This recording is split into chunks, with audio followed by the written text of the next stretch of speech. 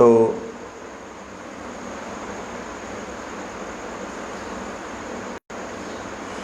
इस धाम में, हमारे धराधाम में जो कृष्ण नाम, गोविंद नाम आया है, इसको आप क्या समझते हैं? क्या कर रहा है? वो रेगुलर रहता है, उसमें कोई चिंता नहीं। क्या उसमें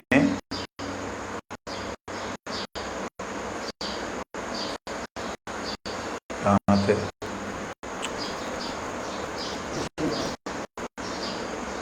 जो कृष्ण नाम है उसको क्या समझते हो? क्यों, कैसे आया? कल्पना करके देखो, कोई ऐसा महापुरुष, ऋषि, जो ब्रह्मांडों की चाल को देख रहा है और ब्रह्मांड के अंदर वो जितने ग्रह हैं वो इधर से उधर चल रहे हैं, आ रहे हैं, जा रहे हैं।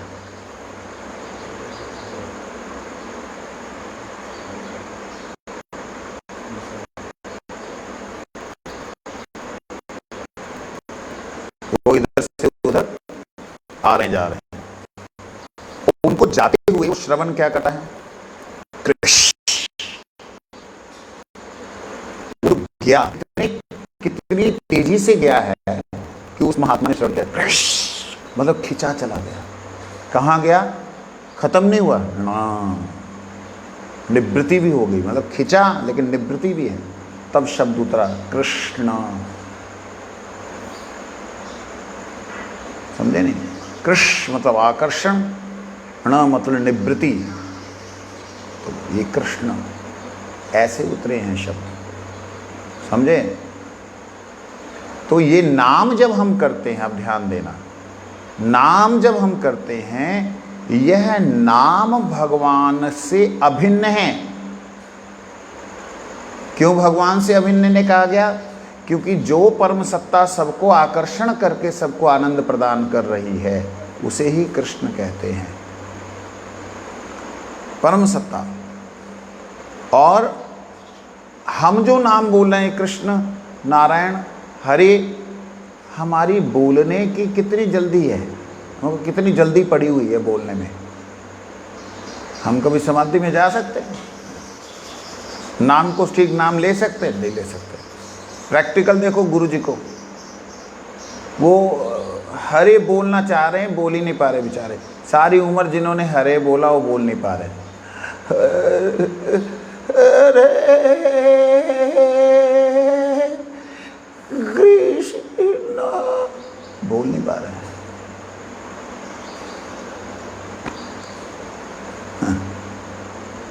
क्यों?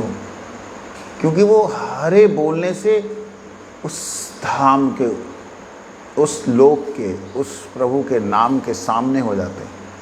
प्रभु का नाम सामने समक्ष खड़ा हो साक्षात स्वरूप में, तो क्या होगा? अगला शब्द आएगा, खत्म।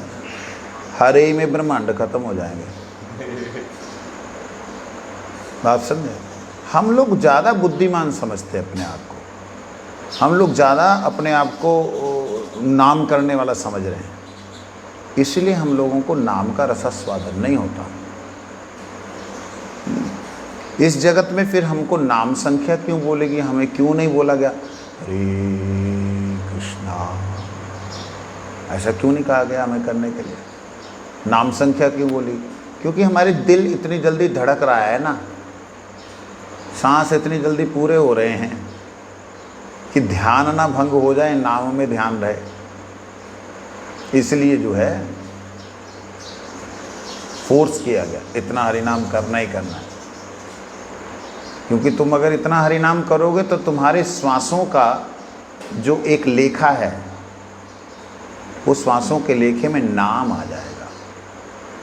और जब नाम आ जाएगा तुम्हारे सांसों के लेखे में, और जिस वक्त श्वास लेना ही नहीं है, आत्मा तो श्वास को लेने की जरूरत नहीं, आत्मा का श्वास ही नाम है।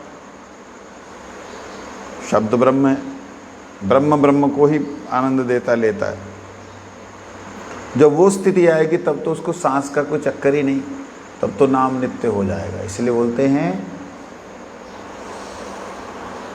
नाम चिंतामणि क्या है? नाम चिंतामणि कृष्ण चैतन्य रस विग्रह पूर्ण शुद्ध नित्य मुक्त अभिन्नत्वात् नाम नामिनः। नाम क्या? चिंतामणि है, चिंतन करो प्राप्त हो। मणि का मतलब ऐसे होता है, ऐसे नहीं। मणि का मतलब है जो सर्वत्र है, वो मणि। मणि का मतलब हमारी बुद्धि में तो ऐसे है ना, कोई पत्थर,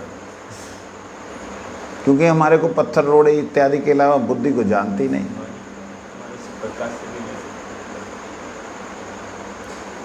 एक उदाहरण दिया है, नाम चिंतामणि।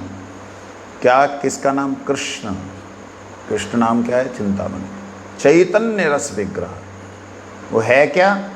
रस की मूर्ति, रस का विग्रह। कौन से रस का? चैतन्य अर्थात आत्मरस।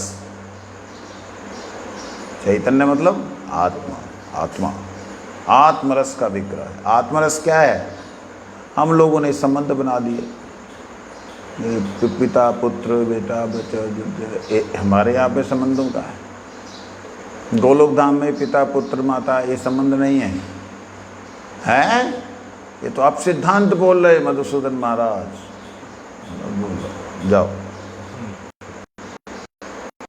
अरे रूप गोस्वामी बोलते हैं वैकुंठात चलितो वरा मधुपुरी। वैकुंठ में भी नहीं है, गोलोक धाम की बात छोड़ दे। वहां से श्रेष्ठ मधुपुरी संसार में मथुरा है। क्यों है? क्योंकि यहाँ पे जन्म लीला है, वहां वो जन्म वनम नहीं है कुछ। क्योंकि अजन्मा का क्या जन्म होगा? या इस पृथ्वी से निकल करके कभी रात नहीं होती? पृथ्वी से बाहर निकल जाओ, इतनी दूर चले जाओ जहां पे पृथ्वी की छाया ना तुम्हारे ऊपर पड़ती हो, तो कभी रात ना होती। बात समझे नहीं? ध्रुव लोक इतना दूर है कि उस पे पृथ्वी की क्या और किसी की भी नहीं छाया पहुंचती, इसलिए हमेशा चमकता रहता है। तो कहने का मतलब कि गुरुजन जो हैं उनकी कृपा से जब नित्य तत्व भगवान का नाम, वही नाम कृष्ण नाम चैतन्य रस के रूप में प्रकट होता है, आत्मरस के रूप में प्रकट होता है, तो आत्मरस इस संसार में कैसे व्यक्ति समझेगा? इस संसार में तो समझ नहीं सकता। तो फिर परमात्मा ही इस संसार के अनुसार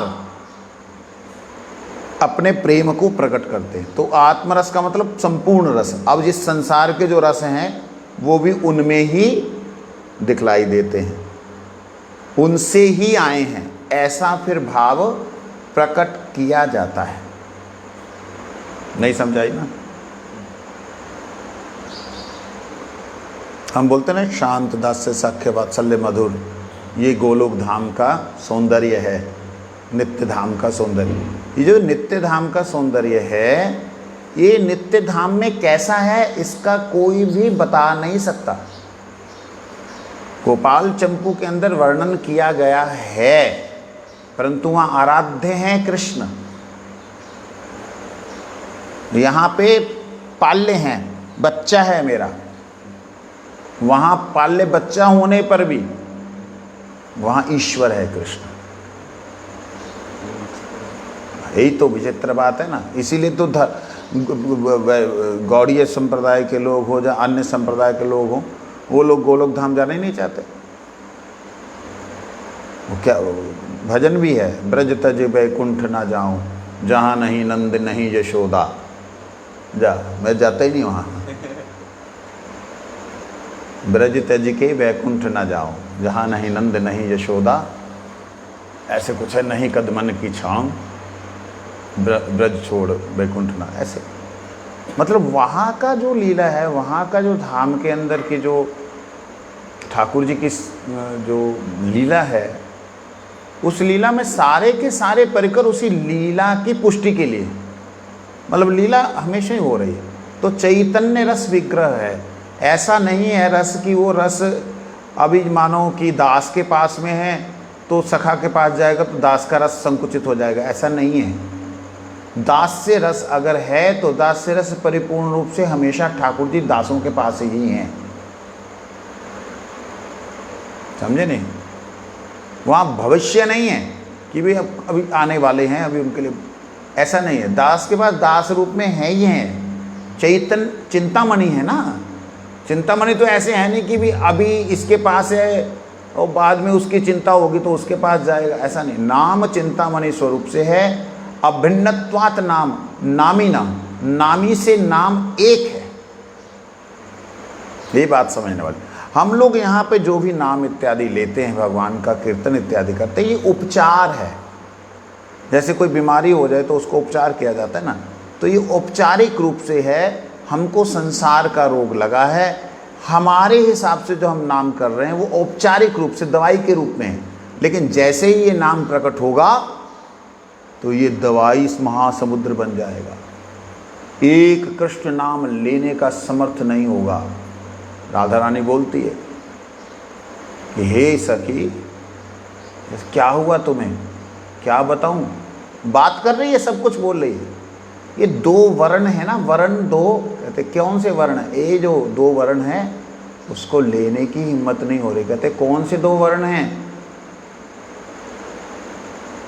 अरे वो जीभ पे आने से ऐसे लगता है कि मेरी करोड़ों जिह्वाएं हों। तुंडे तांडविन नृत्यते तुंडावली लब्धे करणे करोड़ कदम्बिनी अर्बुद्धिभ्य प्रिया। कहते जब वो जो दो अक्षर इसमें नाचते हैं ना, करोड़ों जिह्वाओं की इच्छा होती है। और जब वो करोड़ों जिह्वाओं में सिर्फ एक नाम, दो तीन नहीं, दो सिर्फ अक्षर जो है, जब वो नाचने लगते हैं तो अरबों कानों की जरूरत पड़ती है कि उसको सुनने के लिए अरबों कान हो। बात समझे नहीं? मतलब एक नाम के लिए इतना सब कुछ साधन चाहिए। हम कृष्ण नाम कर रहे हैं, चल रहे हैं। वो कृष्ण नाम नित्य, जो चिंतामणि स्वरूप कृष्ण नाम है, जो कृष्ण से अभिन्न कृष्ण नाम है, वो कृष्ण नाम का उच्चारण करने के लिए ये सब साधन, सुनने के लिए ये सब साधन। कहते जब हृदय प्रांगण में चला जाता है तो फिर तो समाधि लग जाती। कहते क्या नाम है? कृष्ण वर्णत भई। वो जो दो वर्ण हैं, कृष्ण ओ, बस समाधि लग गई राधा रानी की। समाधि ऐसी लगी, वो दो अक्षर ही जो हैं, कृष्ण सामने आ गए। जहां कृष्ण के जाने से उनके अंग से निकल रही सौरभ को प्राप्त करके गोपियां मदमस्त हो जाती थी। कृष्ण सामने आ गए, राधा रानी को कोई खबर ही नहीं। कृष्ण आवाज लगा रहे, हे राधे, हे राधे, तुम कहाँ हो? खबर ही नहीं। कृष्ण पास में आ गए, स्पर्श किया, खबर ही नहीं। राधा रानी की आंखें खुली की खुली हैं, उन्हें कुछ खबर नहीं। कृष्ण सामने नाक की स्मेल नहीं, कृष्ण सामने दृश्य दिखलाई नहीं दे रहा, कृष्ण बोल रहे हैं, कुछ सुनाई नहीं दे रहा। और यहाँ तक कृष्ण ने स्पर्श कर दिया, कुछ अनुभव नहीं हुआ। कृष्ण ने समाधि को भंग करने के लिए कुछ अनुभव नहीं हुआ, जाओ। तब कृष्ण का मतलब अनंत ब्रह्मांडों के नायक, उनको ये लगा कि ये क्या किसमें है। तब ललिता जी ने शिक्षा दी, इसमें है, तुम्हारे नाम का ये है पागलपन। अच्छा, मेरे नाम में ऐसा रस है कि राधा रानी डूब जाए। ओहो हो, मैं अब अपना नाम करूंगा। समझे नहीं बात को? क्या हुआ? क्या वो कृष्ण नाम जो करोड़ों कानों के द्वारा अंदर गया, अरबों कानों के द्वारा अंदर गया, करोड़ों जिह्वाओं से लिया गया एक ही कृष्ण नाम जो अंदर गया, तो सारी की सारी फोर्स उसके साथ श्रवण की, कीर्तन की सारी फोर्स कहाँ चली गई? हृदय में। हृदय में बैठी हुई आत्मा अर्थात राधा रानी, वो उसके साथ में मिलन कर रही। तो बाहर की किसको खबर है भाई? तुम अकेले हो, यहाँ खरबों हैं। एक नाम ही खरबों रूप से प्रकट हो गया। तो ये है नित्य नाम को प्राप्त करने के लिए हमारे गुरुजनों ने हमको 16 माला हरि नाम, 32 माला हरि नाम, 64 माला हरि नाम, वो 3 लाख हरि नाम, ये उन लोगों ने इसीलिए दिखलाया कि तुम्हारा एक भी समय ऐसा ना बीते जो कि उस नाम के साथ ना हो। जब ऐसा स्थिति आ जाएगी तब समझ में आएगा, ओहो, एक एक अणु जो है शरीर का वो कृष्ण नाम करने लग गया। वो बोलना चाह रहा है एक एक अणु, लेकिन जिह्वा नहीं है, क्या करेगा, एक ही जीभ है, परेशान हो जाएगा, नाम आ ही नहीं पाएगा। ग ग ग ग ज ज ज ज ज ज जगन्नाथ बोलना चाह रहे हैं, श्रीमन महाप्रभु बोल नहीं पा रहे हैं, ज ज ज ग ग, सारे जीव आ रहे हैं कि हे प्रभु हमें बोलने दो। वो श्रवण करने के लिए कान एकदम ऐसे हो गए हैं कि भाई सुनाओ सुनाओ सुनाओ सुनाओ सुनाओ सुनाओ। ये है, इसलिए हम लोगों को जो नाम उपचार के रूप में मिला है इसको नहीं छोड़ना। ये उपचार है किसका, भवरोग का। इसलिए हम लोगों को जो मैं इतनी बड़ी जो बातें कह गया, इसके ऊपर अगर चर्चा मतलब आध्यात्मिक जगत के अनुसार की जाए तो बड़ी दिव्य होगी। वो शायद समझ में नहीं आएगी किसी को। मेरी समझ में नहीं आई तो किसकी समझ में आएगी। जितना मेरी समझ में नहीं आया उतना मैं अगर उतना बोलना भी चाहूँ तो उतना वो बुद्धि, जितना समझा उतनी बुद्धि नहीं समझ सकती, जितनी बुद्धि समझी उतना मन नहीं प्रेरित हो सकता, मन जितना प्रेरित होगा उतनी वाणी बोल नहीं सकती। ये है महिमा, बोल लो क्या करना तुमने। कहते हैं इसलिए जो हम बात करते हैं ना नित्य कर्म की, नित्य कर्म बोल के कुछ भी नहीं है। नित्य कर्म से केवल मात्र भगवान के नाम से जुड़ना है। इसलिए भगवान के नाम को अधिक से अधिक करना, हमेशा के लिए करना। एक तो घड़ी नज़र नहीं आती, आगे के लिए घड़ी यहाँ रखा करो।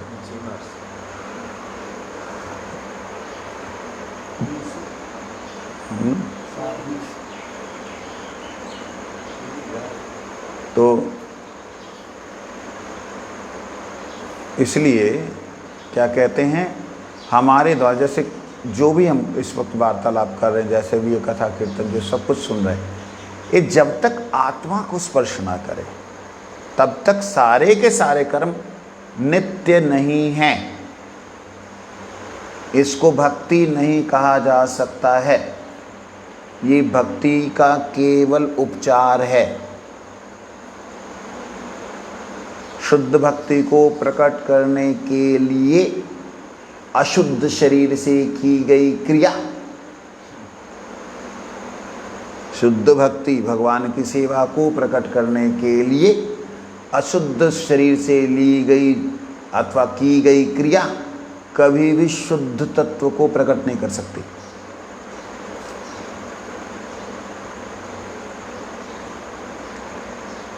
दर्पण साफ है, शुद्ध तत्व कृष्ण नाम आत्मा, दर्पण साफ है, पूरा साफ है। उसको साफ करने के लिए कीचड़ के पानी से सफाई नहीं हो सकती।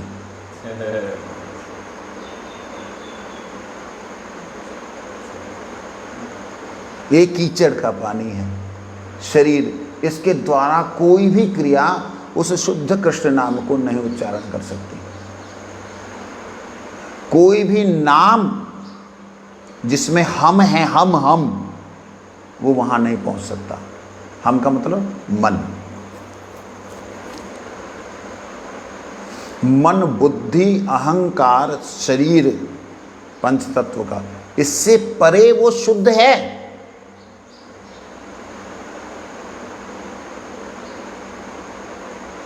मन मलिन तन पाप भरा है।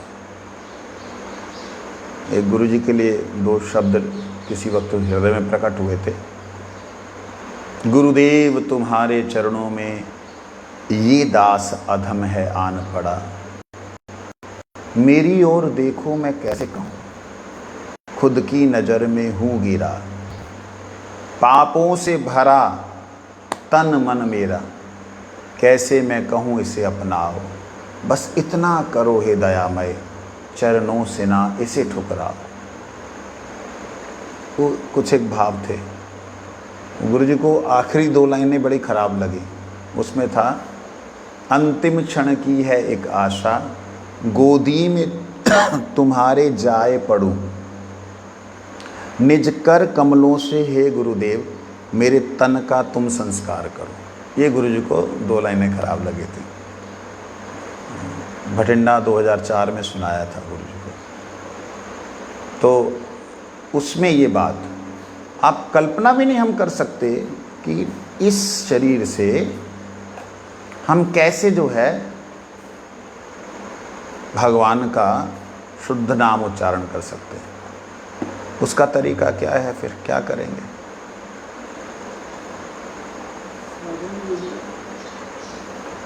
उपाय ही नहीं, कोई उपाय नहीं। मतलब जहां तो कोई बता दो, कोई उपाय बता दो, है ही नहीं उपाय। नाम ही नाम को प्रकट करेगा, नाम ही अपने आगोश, आगोश का मतलब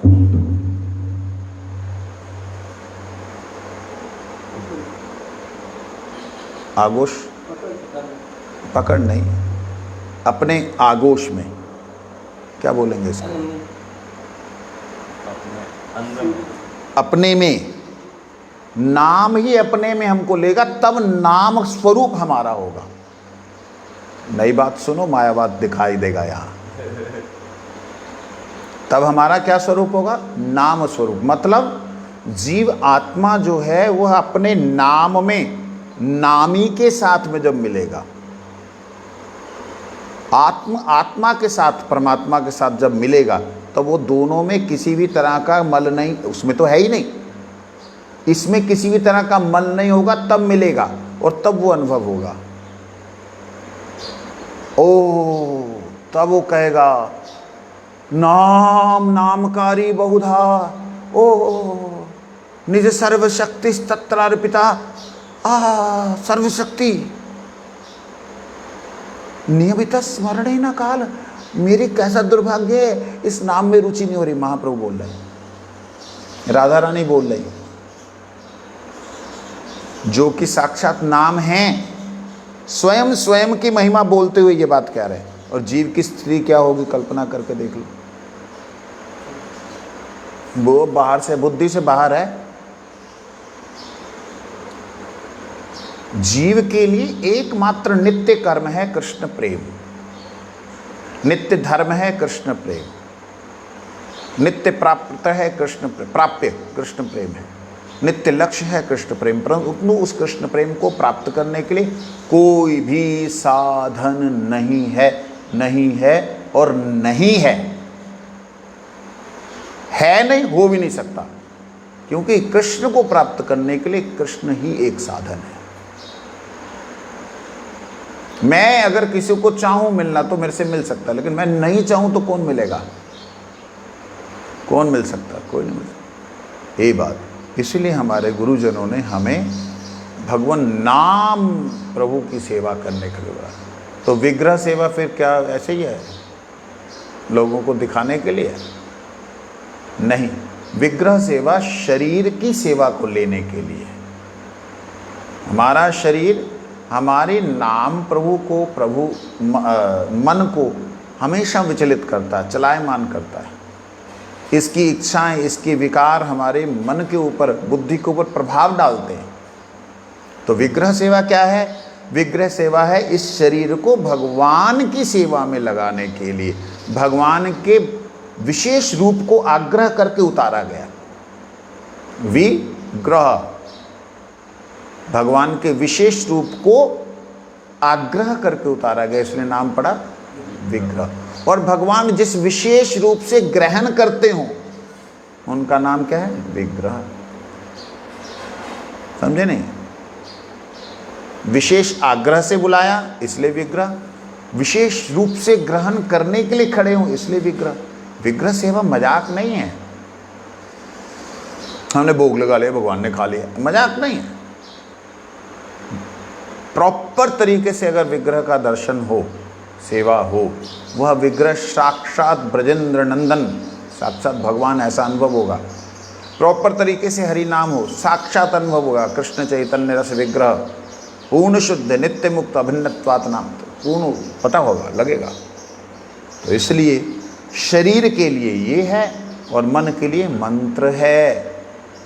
शरीर के लिए तंत्र है, तन को त्राण करे तंत्र, मतलब वस्तुओं के द्वारा भगवान का सेवा उपचार, ये है तंत्र। हमने उस दिन पढ़ा था ना, शायद 30 नंबर पेज पे है। पौराणिक तथा विशुद्ध तांत्रिकों ने भक्ति तत्व के अधिकारगत उपदेशों और क्रियाओं को निर्णय किया। पौराणिक तथा विशुद्ध तांत्रिकों ने, ले लो तुम लोग, सब लोग तांत्रिक शब्द सुनने से माथा खराब हो जाता है लोगों का। 2 प्रकार के तांत्रिक हैं, एक वाम मार्गीय हैं, शॉर्टकट वाले कुकर्मी लोग, नशेड़ी लोग। एक दक्षिण मार्गीय हैं। जो दक्षिण मार्गीय हैं वो सब लोग भगवान के सत्वगुणी रूप से सेवा करते हैं, शुद्ध सात्विक रूप से सेवा करते हैं, समझे। लेकिन हमारे से देखा जाता है उनका जो प्रभाव होता है वो तुरंत देखने को मिलता है, लेकिन जो दक्षिण मार्गीय है उनका प्रभाव तुरंत देखने को नहीं मिलता। गंदी चीज़ तो तुरंत नजर आएगी ना, अच्छी चीज़ के लिए तो समय लगेगा ही। नेगेटिव कुछ भी करना हो, नष्ट करने के लिए तो 1 सेकंड लगता है। बिल्डिंग बनाई, फट मार 2-4 हथौड़े दर्द नीचे दर दर करके गिर जाएगा। ये वाम मार्ग।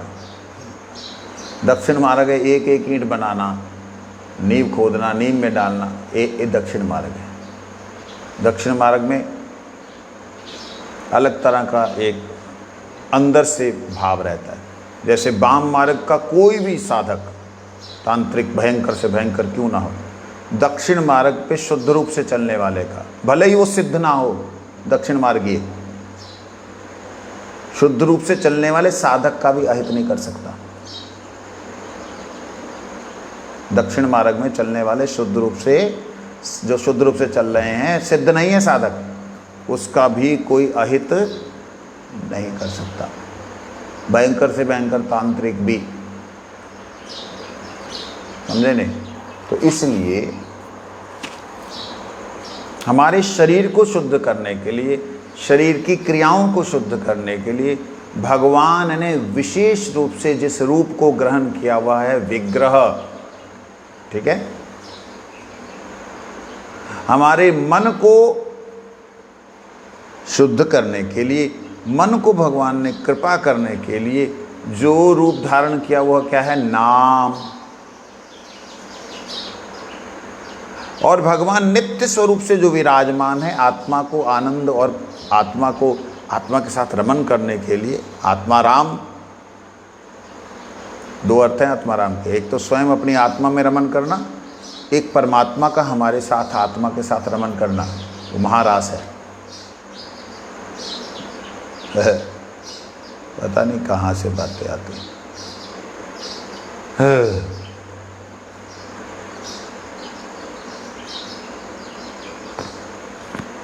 चलिए ख़त्म करें।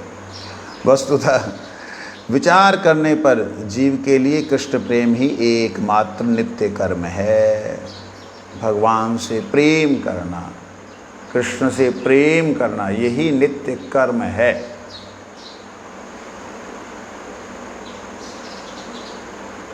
हम जो भी प्रेम करेंगे किससे करेंगे? ना तो शरीर से करेंगे, ना बुद्धि से करेंगे। इसके अलावा हमारा प्रेम का कोई प्रकाश ही नहीं। लाइट गई, इसको देखो चल रहा है।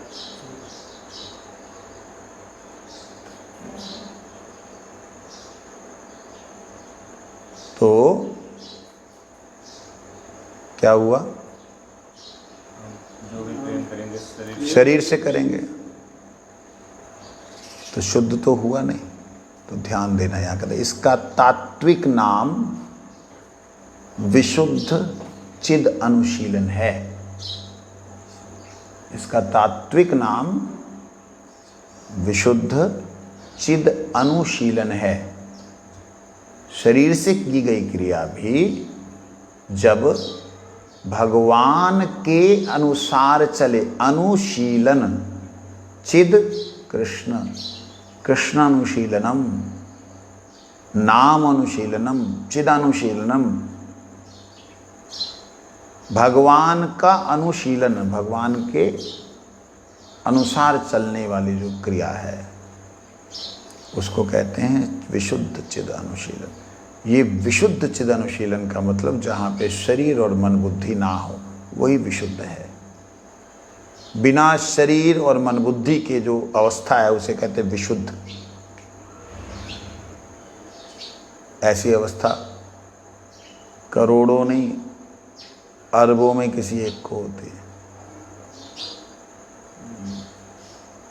और उस अवस्था में किया गया जो नाम है वही चिद अनुशीलन। वंशा कल्पतरुश्च कृपा सिंधुभ्यो पतितानां पावनेभ्यो